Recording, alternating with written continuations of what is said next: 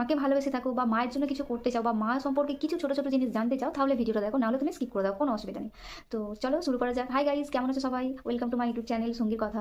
তো আজকে আমি কিছু জিনিস তোমাদের সাথে শেয়ার করবো, যদিও মাকে নিয়ে সত্যি কথা বলতে কিছু মানে এই 4 মিনিটের ভিডিও বা 5 মিনিটের ভিডিও হোক বা 10 পাতা খাতা হোক, কোনো কিছুতেই বলে শেষ করা যাবে না, যদিও মানে এমন একটা দেবতা দেবী যাই হোক, যাই বলা যায়।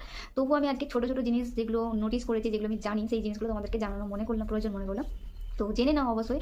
তো সবাই পৃথিবীতে এমন কেউ নেই যে মাকে ভালোবাসে না, এরকম বলতে গেলে কেউই নেই, সবাই আছে, ঠিক আছে? তো সবার মাকে আমার তরফ থেকে প্রণাম, ভালোবাসা। তো আজকে আমি ছোটো ছোটো জিনিস, কিছু কিছু জিনিস শেয়ার করবো তোমাদের সাথে, আমার মনে হলো জাস্ট শেয়ার করবো তোমাদের সাথে, চলো। তো প্রথমে বলেছি, ভিডিওর ফার্স্টে শুরুতেই বলেছি যে যদি তুমি মাকে খুশি করতে চাও, অ্যাকচুয়ালি সত্যি কথা বলতে মাকে খুশি করতে গেলে তোমার লাখ লাখ টাকা বা 10 5টা শাড়ি বা সোনার গয়না কিছু লাগে না। মা কিছু ছোটো ছোটো জিনিস চাই, ছোটো ছোটো।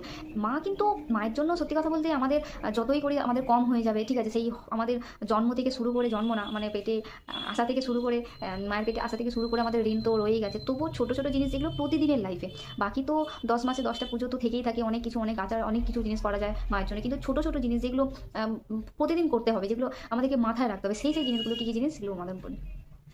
তো ফার্স্টে যেটা, আমাদের প্রত্যেকটা ঘরে মা আছে যারা আমাদেরকে রান্না করে দেয়, রান্না করে খাওয়ায় আর কি। তো সেটা কারো সকালে হোক বা দুপুরে হোক, যাই হোক, কেউ স্কুলে গেলে সে সকালে খেয়ে যায়, কলেজে গেলে সকালে খেয়ে যায়, বা কেউ কাজের লাইফে গেলে সে কী করে, কেউ কেউ আছে সকালে খেয়ে যায় যারা, বা কেউ কেউ আছে খাবার টিফিন নিয়ে যায়। তো বেশি কিছু করতে হবে না, খাবারটা খাওয়ার পরে, সে তুমি যখনই খাও, খাবারটা খাওয়ার পরে শুধু ফোন করে, যদি তুমি ফোন করতে হয় ফোন করা হোক, বা যদি মনে হয় পাশে আছে, তো ফোন করে শুধু একটা কথাই বলবে যে মা, রান্নাটা খুব ভালো হয়েছে, থ্যাংক ইউ এত কষ্ট করে রান্না করার জন্য। ব্যাস এইটুকু, আর কিচ্ছু করতে হবে না। এইটুকুতেই দেখবে মা অনেক খুশি হয়ে গেছে, তাই তো মা?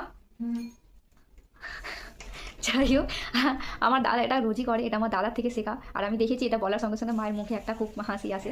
তো আমি জানি না মানে মায়েরা খুশি হয়ে যায় কিনা সত্যি সত্যি, তবে আমার মা তো খুব খুশি হয়ে যায়, এটা আমি জানি।